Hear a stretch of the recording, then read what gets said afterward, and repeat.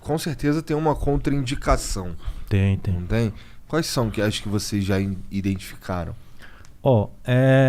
Existem contraindicações principalmente em grupos de risco, né? Então, e principalmente ligado a alguns canabinoides, sobretudo o THC, né? Então, o THC, por ser um componente psicoativo da planta, né, que provoca esses efeitos mentais, a gente tem que ter um pouco de parcimônia, tanto em dose, né, quanto em alguns grupos de risco, né? Principalmente o quê? Os psicóticos. Então, um paciente que tem uma tendência a usou cannabis e ficou agitado, ou então tem doenças como esquizofrenia, ou paranoia delirante, enfim.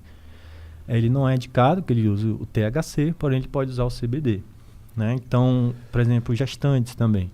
É muito controverso ainda, tem muito pouca literatura para poder afirmar que é seguro o uso em gestante, né? Então, para a gente usar qualquer coisa em gestante e em criança, a gente precisa ter um respaldo de que realmente a coisa é segura. Então, gestante e criança você vai usar se realmente o benefício for muito superior ao possível risco, né? E que é rotineiro de acontecer. Então, eu tenho casos de gestantes que usam, de crianças, diversos casos que usam, entendeu? Mas não é geralmente a primeira opção que você vai tentar. Você vai tentar outras opções. Mas aí na criança eu imagino que seja o sem THC. Exato. Na criança, não é nem que é sem THC. Esse estudo, por exemplo, que eu citei no nosso, a gente vai usar THC, vai usar em criança, só que a dose é muito baixa, entendeu? A dose é muito pequena.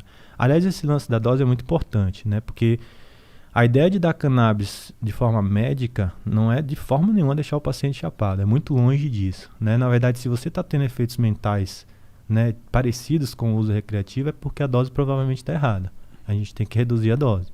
Então a dose, ela é, na verdade, a menor dose eficaz possível, né? Então você vai tentar trabalhar sempre com a dose que esteja funcionando, mas que não provoque nenhum tipo de efeito colateral.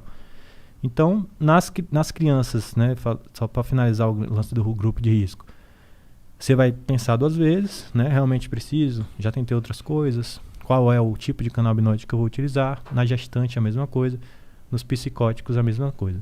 Tirando daí, cara, é muito difícil você ter problema com cannabis, né, porque, assim, você até pode ter um efeito colateral, o vovô ficar um pouco esquecido, dependendo da dose.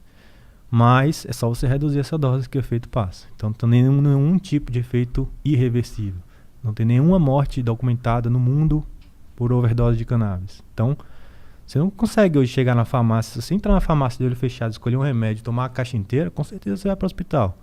Isso não acontece com cannabis, entendeu? Então isso é muito, muito, muito relevante.